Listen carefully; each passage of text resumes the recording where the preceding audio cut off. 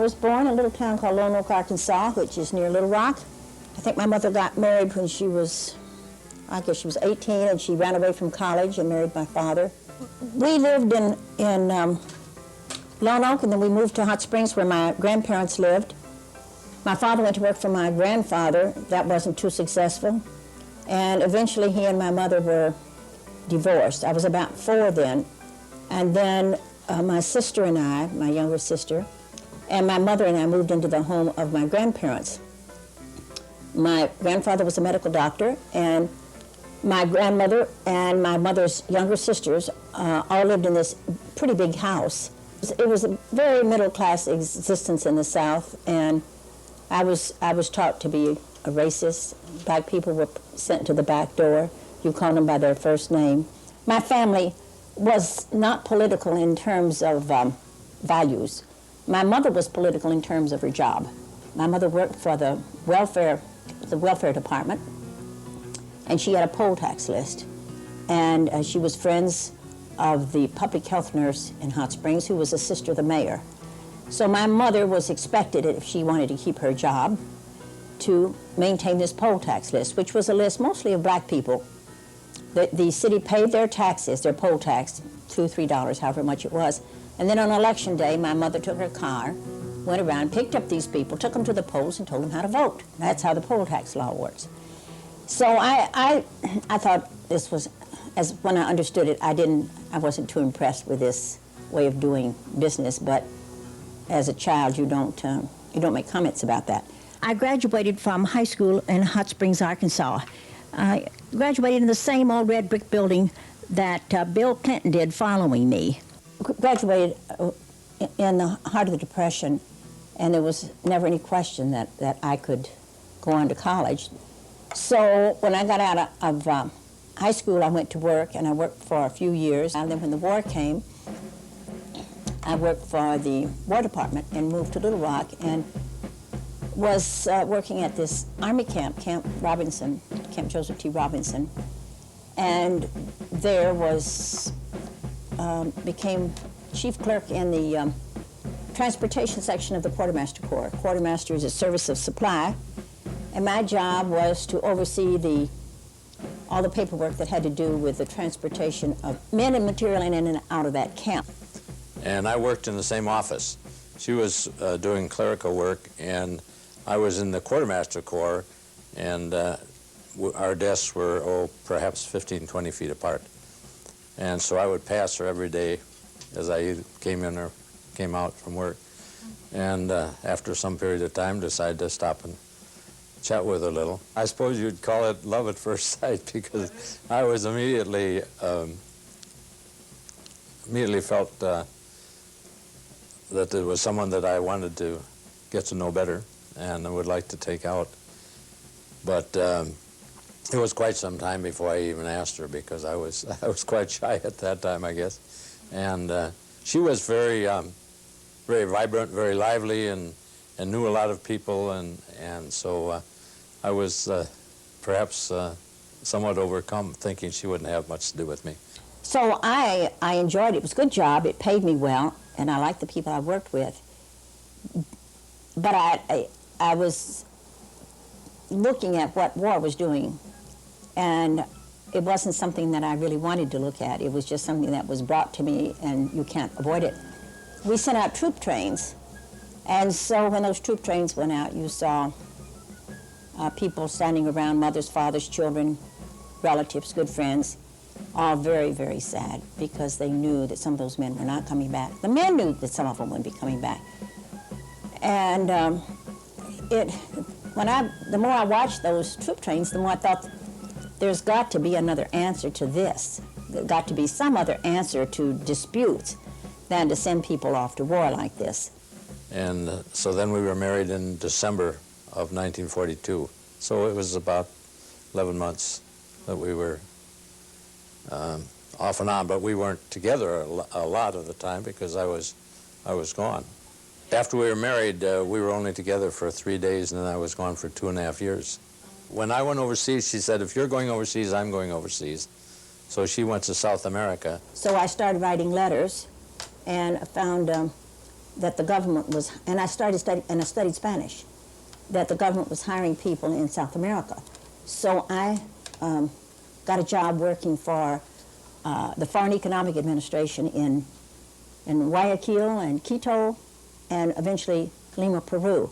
I was down there for about a year and a half, and I came home, and I was in Wisconsin before he got back where his father was living, and the bomb was dropped. I know that I analyzed that if that bomb hadn't dropped, that he might have been, well, he was slated to be on the invasion of Japan.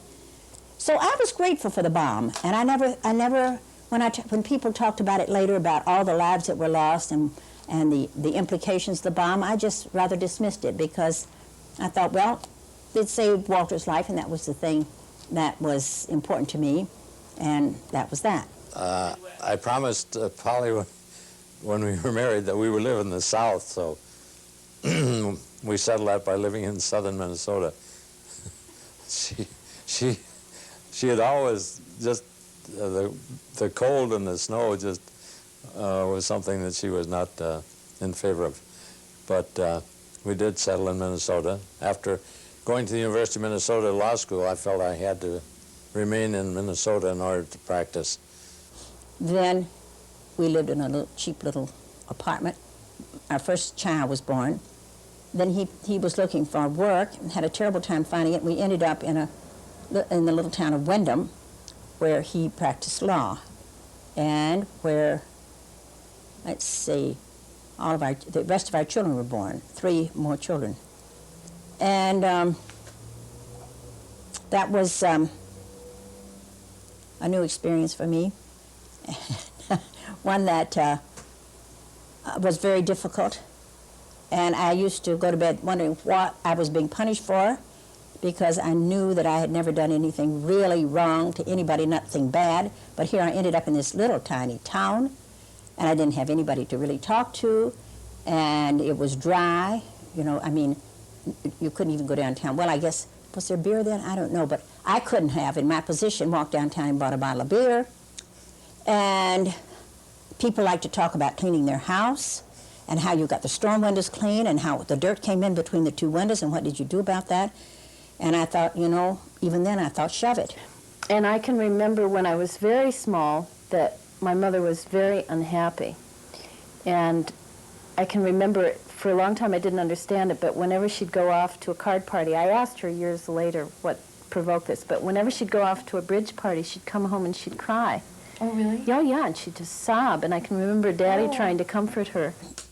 A friend of mine had gotten very interested in Hubert Humphrey's campaign, and talked to me a great deal about what Humphrey stood for and what my beliefs were and so forth, and introduced me to him. And so I decided to join the Democratic Party, which I did, and to get active in politics.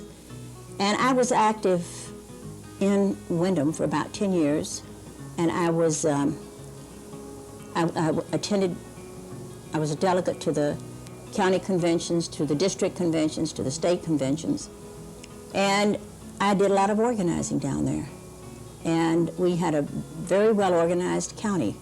I was the chairwoman, and I did all the work, and the chairman made all the decisions. And I remember her as being much happier after that. Oh, after you became Which is sort of involved. interesting, because I don't know how consciously I've sort of worked from that point of view, but, you know, they always try to do sort of the opposite with busy women and sort of say, you know, your children are neglected and so on. But I've also heard it said that, you know, if a mother is happy, her children will be happy. And I'm certainly conscious of that shift in Polly's orientation and activities. And that, That's interesting. yeah, and that I never remember her, like, coming home sobbing ever again. I did meet a lot of people, and Humphrey became a friend. I supported Humphrey and everything, and then in the meantime I met Eugene McCarthy, who was a congressman from St. Paul, and I knew Orville Freeman and Walter Mondale, who was the Attorney General. I knew all these people, and they all knew me. Humphrey was one of the people responsible for seeing that Walter was appointed judge. Walter was appointed judge by Orville Freeman.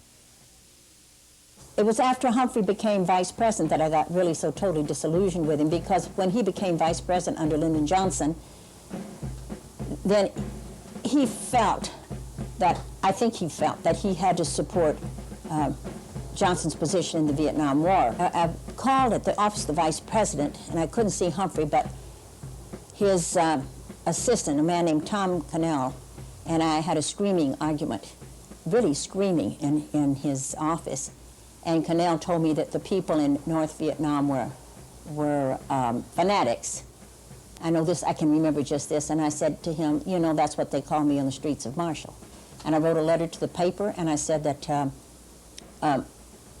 McCarthy was certainly in the mold of Minnesota, in the tradition of Minnesota politicians, and it was very laudatory and so forth. And after that, I got a letter from Humphrey from Washington. He had read that letter, and it was a letter saying, you know, we were friends and what's going on here and so forth. So I wrote him and I said that I had read some of his speeches and some of the things he said in there about peace and the need to use other methods besides war to settle disputes had confused me because I believed that he meant what he said when he said it, so I didn't know who he was anymore. And then I said, the other thing I don't know is I don't know why your children aren't in Vietnam, because you made the policy and your sons are at home. And Tommy Piper, who was the son of a farmer that we both knew, and he knew him well because he'd been on the Piper at the Piper farm, Tommy Piper's dead, but your sons are alive. So he wrote back and answered everything except that. He never did answer. He didn't. How could he answer that?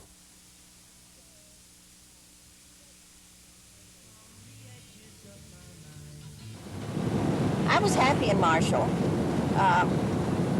because I had good friends and I had things to do that were important to me. But it was not a place where, if you had asked me to pick out a place where I want to live, that I ever would have chosen. Well, it'll be fun to see some of my old friends. I always enjoy that. But there's also a little feeling underneath of, well, anxiety, I guess it is, because of the years that I lived there when I knew that I was so disliked. I can remember being at a bar one night, and it was a restaurant kind of, so it wasn't just a straight bar. And I was standing at the bar, and then a man that I knew, whose son I knew quite well, came up, and he'd had a few drinks, and he decided to tell me off about Vietnam. And I knew he never would have had the nerve to talk to me. He didn't have the courage to talk to me if he had been sober. So I kind of watched it after that, so because I didn't want to give people that opportunity to say things that they wouldn't say if they weren't, you know, all revved up with alcohol. So I just had an unpopular viewpoint.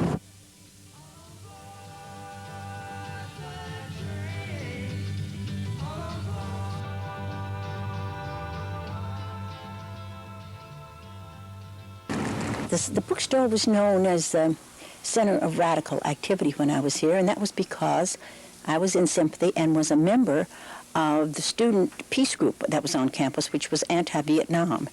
And I went to their meetings, and the fact is, one of the faculty, well, he finally became my boss, told me, the word got to be that at least once a month somebody from the town of Marshall called him and said to him, you should fire that woman who's in the bookstore because she's creating so much trouble at the college.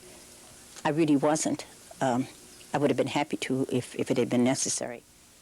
Here we are. We're down in beautiful downtown Marshall. And within the block of here is the courthouse where my husband served as district judge for 20 years, 25. So I know this town. I did go to church from time to time. I went to the Episcopal Church for a while, and then I had trouble there over a lot of things. The fact that churches didn't say the kinds of things, the church people, that I thought they should say about Vietnam. And then also I would never cook in the church basement, and I told them that when I joined, because I said, if I made cookies, and I'm not much of a cookie maker, my children got my cookies, and my children got my baked goods, and I wasn't going to take them down to the church basement. And I believed that the people the women in the church felt that they had a right to tell me what my obligation was, and I didn't accept that at all. And so I finally quit. And that caused a lot of, I knew that I was going to make more people mad over that than anything else that I did, because it was a rejection, but I just simply couldn't go to church anymore. Would your mother have quit the church over cookies? My mother joined the Catholic Church, although she was raised Protestant as I was. Oh no, my mother never would even have talked about cookies to them. She just would have said, "Don't even talk to me about it." She was a lot more her own person than I am, really.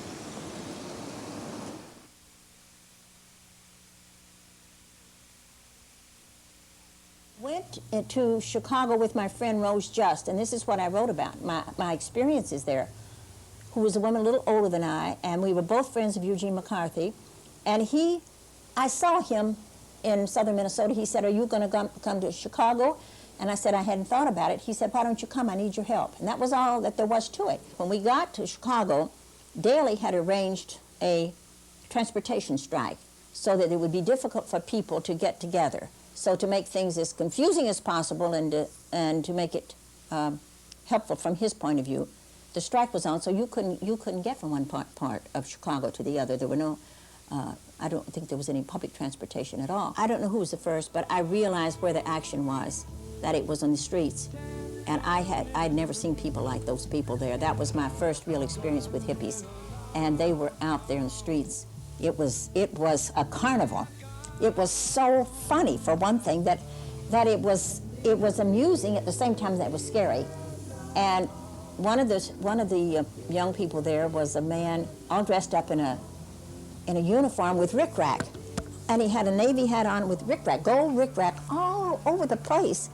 And so he stopped me and he said, "Would you like to be an admiral?" And I said, "Yes." He said, "In my Navy, we're going to have only women admirals, and I'd like to have you be one of the admirals." So I took his card.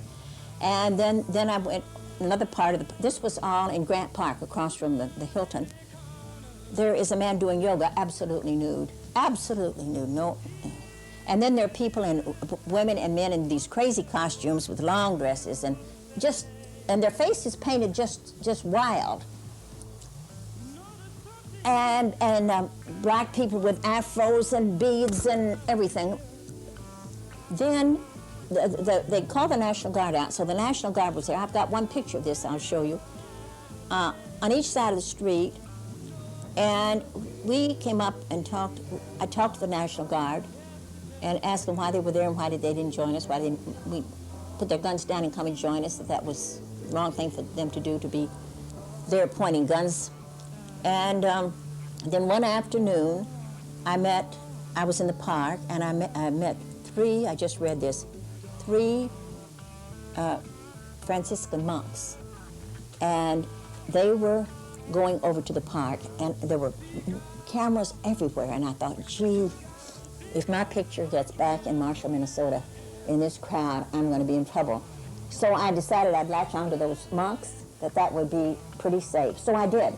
And so we all sat together, we went to the park, and John Genet was there that day, and Norman Mailer was there, and Dave Dellinger, and Dick Gregory, and talking in the park. And they were going to nominate a pig president, and I've forgotten what they called the pig. Then I looked up, because we were sitting there in a kind of little amphitheater, and I looked up, and on the top of the buildings there were soldiers with guns pointed at us.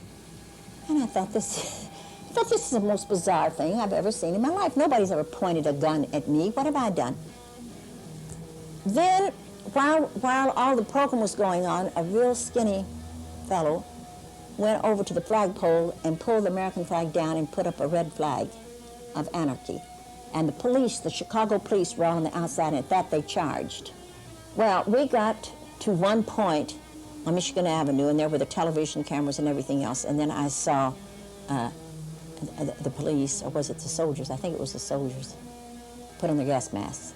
So I knew that we were going to get gassed, and so people had passed out wet rags to us before and said that if you got gassed, put those rags up at your nose. So we got gassed, and the first whiff of it, I thought, I am crazy, because I didn't realize it was going to hurt. When I got back to Marshall, I had told the newspaper there what happened, and the people there were very critical of my being there. Fact is, it was a joke. I had said that I was gassed in the streets of Chicago, and they wanted to know if that was the first time I'd ever been gassed, meaning drunk, of course. And it started a lot of agitation in Marshall against me, because I said that the demonstrators didn't act anywhere near as bad as a lot of Legionnaires did at their convention, and that was not a very politic thing to say. We're the big headline, and it was huge, local woman gassed. But she wanted to use the fact that they saw her as kind of a curiosity and weirdo to get across some political message. So she was, I know she always gets kind of caught in that dilemma. She's really not a publicity seeker in a sense.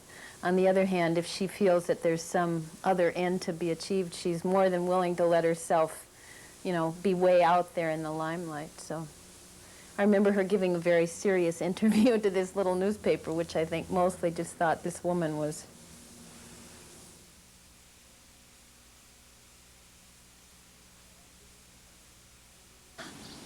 I wanted to do some writing, and I didn't want to be bothered with people just stopping in to see me, even people that I liked. I wanted to be where I could have some privacy, and where also it would help me to discipline myself. There's terrible wind out here, you know, on the prairie, just terrible wind. And so we moved out here before there was a real windbreak, so we had trees. I planted trees. A lot of them died. It's really hard to keep trees alive out here. And I had a herb garden here. There were some herbs, chives and parsley and, all kinds of stuff. Did you write every day? Every day, practically. I know at least 5 days a week. And I'd start writing in the morning and write till about 1 o'clock. And the novel is about a family of daughters in a Midwestern town through the years of the Vietnam War. And the family is very involved in protesting the war. And my original title for the book was The Years of Destruction, because it's about those years which were so destructive to our society, and especially destructive to one of the daughters in the household who eventually is killed, who dies. I mean, nobody kills her, but she's killed, burned up in a car. And this was my daughter, Melinda, who died of an accidental overdose of drugs and alcohol. She was not happy, and so that her death was not did not come as a terrible shock, because I think we were all afraid of it. And she had been very careless with her life in many respects, doing things that were really stupid, that told you that she didn't really care. So when it happened, it was like, well, it did happen. I mean, because there it was. And it was, of course, the hardest thing, I guess, that I've ever had to deal with. The traveler. We're sorry about your loss, they say, and weep for their Jane or Les or Joe. We take them along her path, exploring footprints in the hours she passed, carefully avoiding so young, what a waste. All travel pained her. En route she stopped. Do not disturb, the sign said.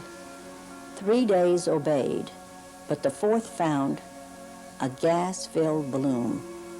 Open the windows, no need for a string. She flies free, no pain, nothing. And they're glad as they comfort and kindly console that it wasn't them, but they know it could be, though now they're free and we're caught, looking back on that road with its jagged rocks. Only at the end is a glimmer of hope, rebirth, reconciliation. Dust we are and so return, contiguous atoms in the same long, dark road from which their Jane or Les or Joe will go. But we hope not. Isn't that funny? Only at the end is a glimmer of hope, rebirth, reconciliation. Dust we are and so return, contiguous atoms in the same long road from which their Jane or Les or Joe will go. But we hope not so soon as you, our own, flesh of our flesh, bone of our bone. I see her in dreams all the time. I don't mean weekly, but I mean quite a bit. Once a month at least, I see her in a dream, and it's always the same dream. And the dream is that she's alive, and that we're discussing the fact that I know she's dead, and how can she be there and talking to me when she's dead? And she always laughs and says, "But here I am, can't you believe it?" And she'll hold up an arm or something for me to touch and feel, and we talk. It's amazing. I cleaned this barn out after Melinda died. I can still remember we came out here, Barbara and I, and we cleaned out the barn. Just worked like crazy cleaning out the barn. What did cleaning the barn give you? Well, it gave me some satisfaction to put your feelings to work, you know, to get busy. I guess I believe, along with Ibsen. I think it's Ibsen. I'm trying to remember that work is the answer to everything. Work. Work. If you don't, you know, you really have to work. I liked living out here because I like to be able to walk outside and just enjoy the sky and the birds and the trees and look out, just look in all directions here, and you just see a beautiful landscape. You know, you see the fields, and every season it was beautiful out here. When I first came to Minnesota, I didn't like this landscape. I thought it was very uninteresting because I grew up in the mountains, the hills, but I've learned to love it. Where we'll be marching and singing for a future not ruled by terror or nuclear might. And we'll be down at Honeywell, at Sperry and the Capitol. And you can't arrest us, but you can't stop our fight, 'cause we ain't done. Not by far, we ain't done. Not by far, we ain't done. Not by far, and we ain't gonna stand for this arms race anymore.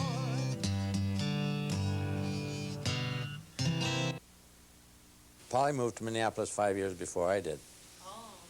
I was not of retirement age yet, as I could have retired at 65, but I didn't intend to. I enjoyed my work too much, so I stayed in Marshall, and Polly wanted to become involved in more in political activity. We wanted to form a women's organization that was a peace organization that was more than just making nice statements and educating oneself, but that would take actions, would demonstrate. And so that was one of our beginning feelings about WHAM, that it was not just educational, but it had to have a lot of action involved with it, and which I think it's pretty well maintained that, and that's Women Against Military Madness. I dreamed up the name. WHAM is a peace and justice organization that was designed to empower women, especially through education and support, so that women would be strong in taking action for social change. Right now, WHAM is an organization of about 3,000 people based in the Twin Cities.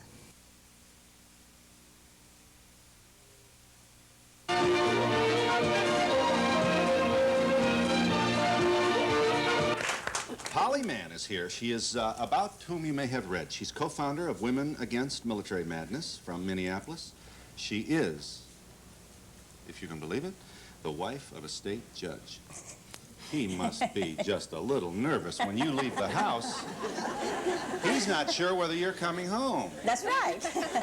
Well, did you have to schmooze him to get him?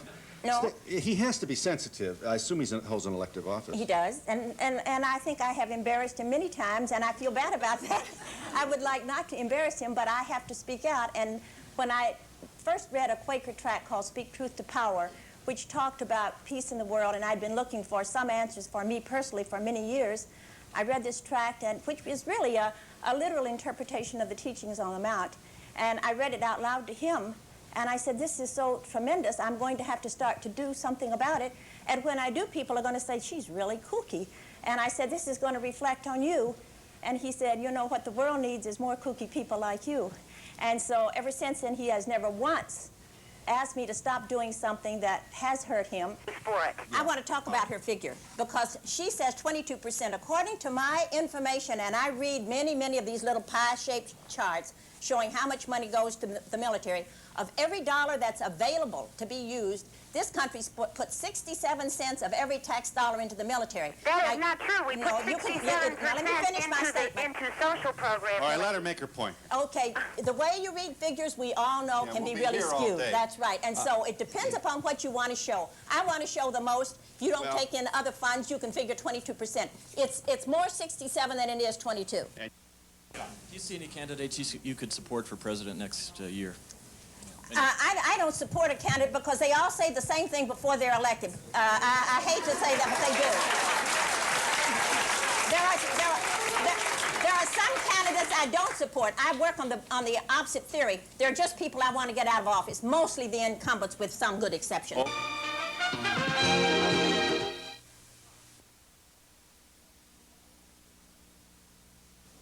Hello, I'm Polly Mann, and I'm here in the WHAM office. I've been one of the staff people here at WHAM, and we're going to talk a little bit today about the kinds of things that have to do with military madness that some people might not consider that. And with me here today is Sherry Hunkala of the Women Work in Welfare Program, and I have a question for Sherry that I thought she might be able to help me answer. That is, one of our members came in the other day, and she was a little bit upset because she said she thought we were taking on too many issues. And I inquired what issue, and it was the issue of AFDC recipients. And she said, what connection is there with a military budget? And I said, well, you know, AFDC recipients are being denied a living wage. They're living at far below poverty at the same time that we can afford as a nation to be spending $9,513 a second on the military. My name is Polly Mann, and I'm here representing a group of AFDC recipients and their supporters and hundreds of other people who have talked to me about the issue of welfare fraud. This money that is being given to the county, as far as I'm concerned, is a harassment technique. And this is harassment that poor women live with constantly. It's like checking up on $10 birthday presents. Women who cheat in large amounts of money are very few. And I would like to kind of challenge every one of you as to how you think you could possibly live with one child and get by on $437 a month with a maximum of $125 in food stamps. That is the allotment that these women have. The focus is all wrong.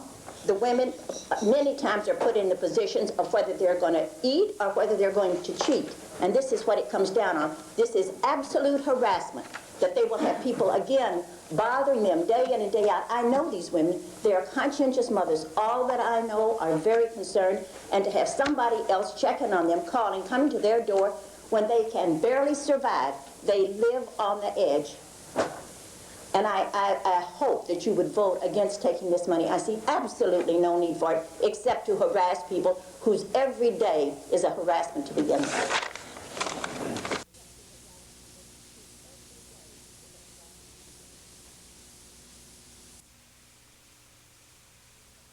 And this is a demonstration that's being held for the homeless in the Twin Cities. And I've got my WHAM sign, which is what I usually carry to things like this. And Paul Wellstone, who is the Democratic candidate for U.S. Senate, is going to speak here. And I'm going to be visiting with some of my friends that are active in these causes and some of the homeless people themselves. I'd like to introduce you all, the next senator from Minnesota, Paul Wellstone. We are here today to say that we can do much better in our state and much better in our country. We are here today to say that we are going to move our country forward on the agenda of housing and jobs and health care and child care and investment in people. That's why we're here today. That's why we're here today. Most of all, I'm talking about is empowerment. And that's the thing we need. We as homeless people got to organize ourselves and stop depending on the welfare system and the economic government to do things for us. And that's the thing I'm approaching. That's the thing I want to try to organize homeless people for, is dignity housing. We need that housing. We got the right to that housing, and we can promote our own ideas, our own thoughts. We don't need people speaking for us. And I'm going to approach that idea with every homeless person in the city of Minneapolis.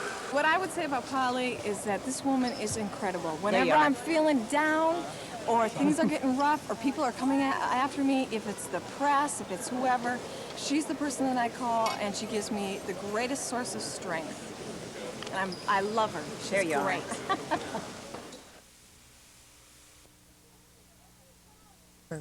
Mr. Hamburger, what do you have to say about this report that 60% of the American soldiers wounded in the Panamanian invasion just cause, or suck action, were shot by fellow soldiers? With who made such a damn fool statement about 60% of the soldiers? Well, an unnamed military source in Newsweek magazine. That man should be ground into hamburger, and Newsweek should not be permitted to publish another edition of the... Well, General, it seems that you're missing the point, General. You know, it seems to me you're missing the point, Mr. Secretary. Excuse me. Don't you think the armed forces have an obligation to improve training? Sherman said it, Napoleon said it, Alley-oop said it, and I say it. War is hell. But that doesn't mean that we quit having war because it's hell. We don't stop manufacturing automobiles because there are a few highway deaths. There has to be progress. We have to go on.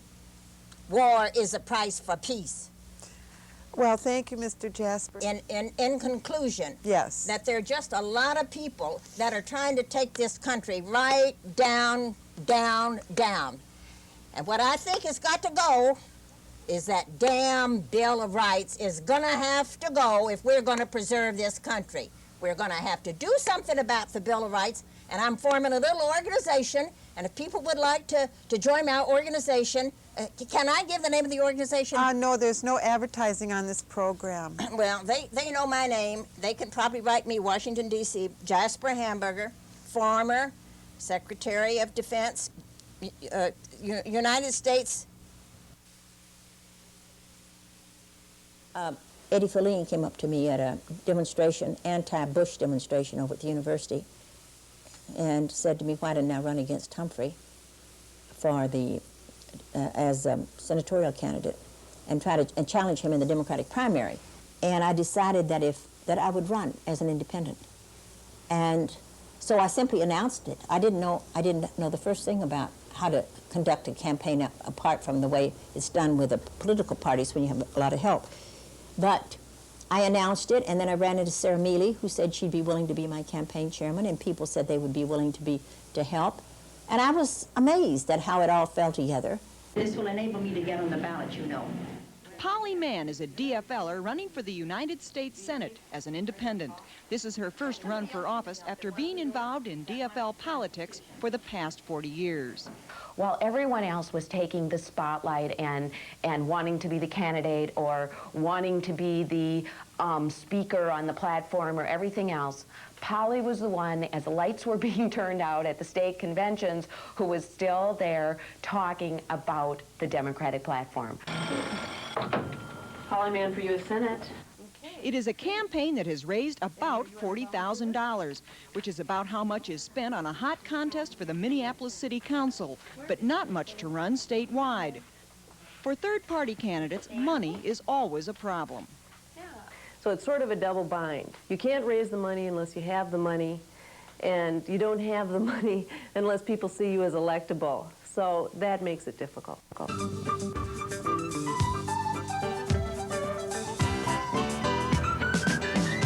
What exactly does now endorsement bring to your campaign, Polly Mann? Well, I think it brings a lot of support because now when it endorses somebody, says, I approve this candidate, it's not only just looking at one or two issues, it's looking all over at those issues. So other people will support me on the basis of the now support, especially women's groups. So it's very important for me to have it. We need women in government, despite the fact that that wasn't the main reason why I was chosen, maybe a small part of it. We're 56% of the population, only 5% of the Congress is women. And women, because they're socialized differently, bring a different perspective to government. We need them there. It's a responsibility, and women are not going to get elected if they don't run. And they can't wait till the right time and the fear of whether they're going to be called a spoiler. They just have to say, I'm going to run. Everybody had assumed that it was a foregone conclusion that Skip Humphrey would get the DFL endorsement. She came within just a couple of percentage points of denying Skip Humphrey the DFL endorsement on the first ballot. That sent an absolute message to anybody that was watching that you can't run for the U.S. Senate in the DFL in Minnesota if you're pro-life or anti-choice, or if you've got a very bad line on or a bad analysis of the military. Polly raised those issues to the point that it made Paul Wellstone's election a few years later almost inevitable, that he could easily then get the DFL endorsement, whereas before somebody like Skip Humphrey and the mainline Democrats had thought that those kind of positions were unthinkable. She would have been a tough senator, and I think she would have been a very strong person, and it would have been someone we really needed. You know, people always said, well, you know, if you can't compromise, and Polly doesn't compromise real well, unless she feels really close to you, then if you're in her camp, she'll compromise really well. But I think in the Senate, I don't think she would have been a compromiser at all. And some people say, well, in that sense, she wouldn't have been effective. But I think she would have been very effective, because she would have been like the guidepost for the left. Kind of like Jesse Helm is the guidepost for the right. Polly would have been there, you know, marking that point, and at least it would have been nice and far left. That the question that I met with most of all when people hear that I've been to Libya is, why in the world would you want to go to Libya? I was very curious. There were no strings attached to the trip. I was free to go and move around and see what I could see. And then I have lived so long in this country and been exposed to so many lies that the government tells that I was very dubious that I had been told all the truth about Libya. And after having been there, I think I'm even more dubious.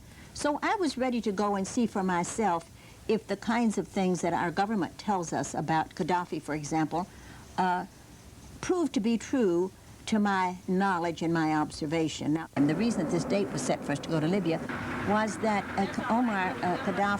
Muammar Gaddafi was celebrating his 20th anniversary of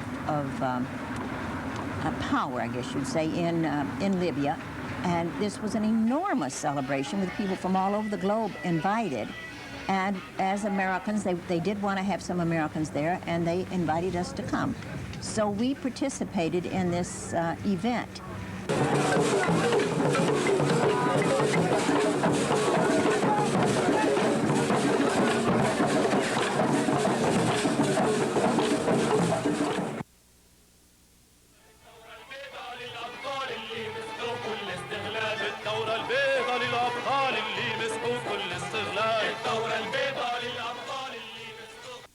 Well, we're at the bombed-out home of Muammar Gaddafi, and this place was bombed by the United States government. Another stupid move on the part of the government, and nothing to be gained. And it was the excuse for the bombing proved to be a lie. And we have to look back and understand these lies if we're going to change our country and make it behave like a responsible member of the nations of the world.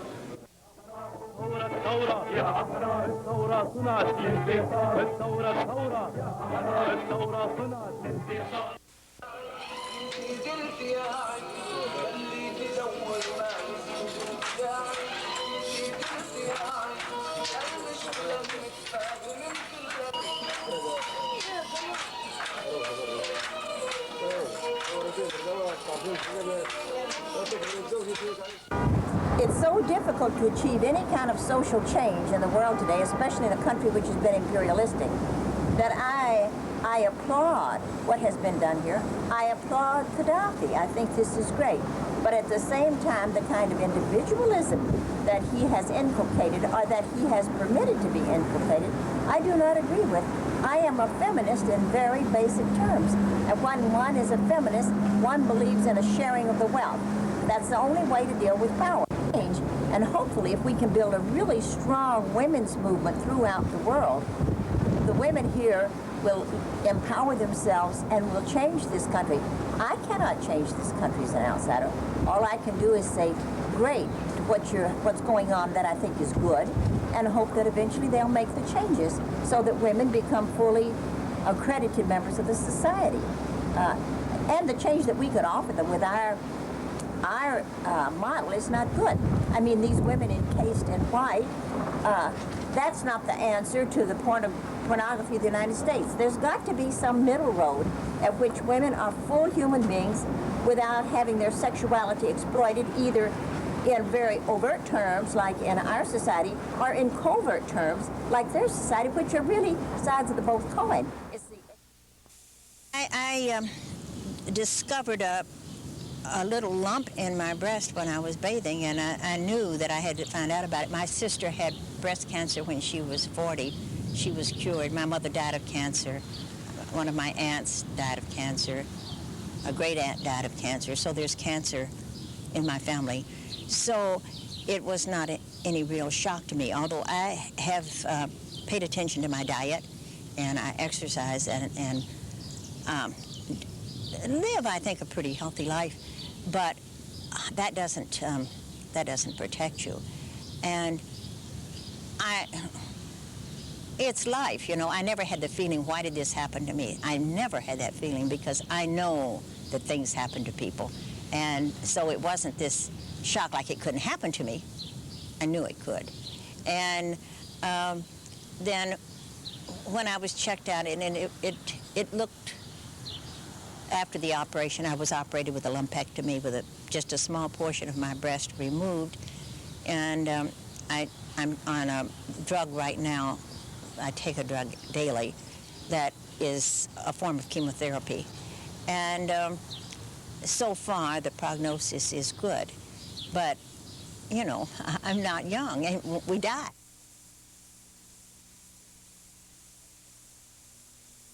But as long as I'm physically able to do what I see needs to be done, I'm going to do it. We were talking about some action that could be done to challenge people about support for the war, and we came up with the idea of an ad.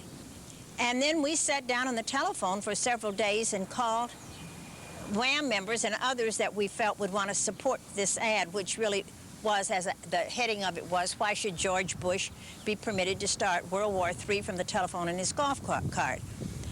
We're going to walk a block to the recruiting office, so there should be some civil disobedience there to increase the pressure on Washington, on the Pentagon, to do something about this terrible situation we're in, which it looks like we're going to be invading in Iraq.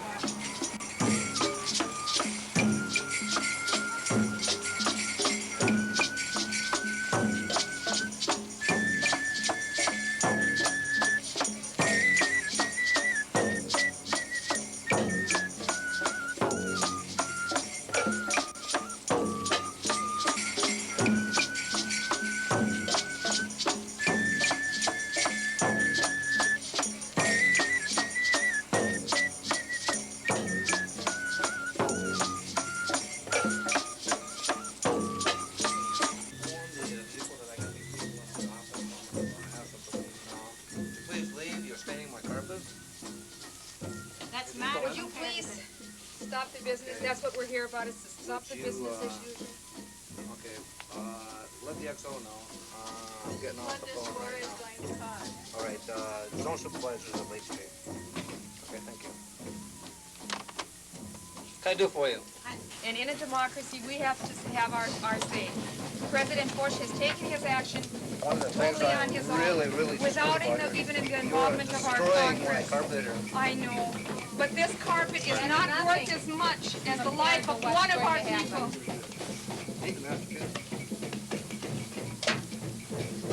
This is what happens to our sons when you send them to war. Their heads bleed and they die, and we never get them back. Police arrested 9 protesters after they dumped fake blood on the carpet and refused to leave. Trespassing charges are expected. There was, though, no violence. There was, though, no violence. There was, though, no violence. I don't know of any position she's ever taken that I haven't fully agreed with. So in that regard, there are a lot of times when we discuss positions, and I exchange ideas with her on how best to approach some problem. If you had to live your life over again, would you pick Polly to live it with? Absolutely. Absolutely. That's we never have any lack of ideas to exchange. Much younger, I had these kind of fears that of living my life, and then at the age that I am now, looking back and saying, oh my God, what did I do? And feeling that I had really messed things up, or that I hadn't done what I wanted to do. And I don't feel that way. I think at this point, in a way, it's the easiest time with my children because we're friends. And the monkey is off my back. I'm not responsible for what they do that I question. And they're not looking at me as a mother who tells them what to do and that they have to be cautious with. So we're able to be open, and we love each other terribly. And I just like to be around them. I just like to be with them and talk to them and really value every minute that I have with them. I have the faith, and I think most of us do, that if what we're doing is for good and is against violence and it is for a peaceful world, then we've got to be satisfied with knowing that what we're doing is right and good, and that has to be it. You can't ask what are the results in a way.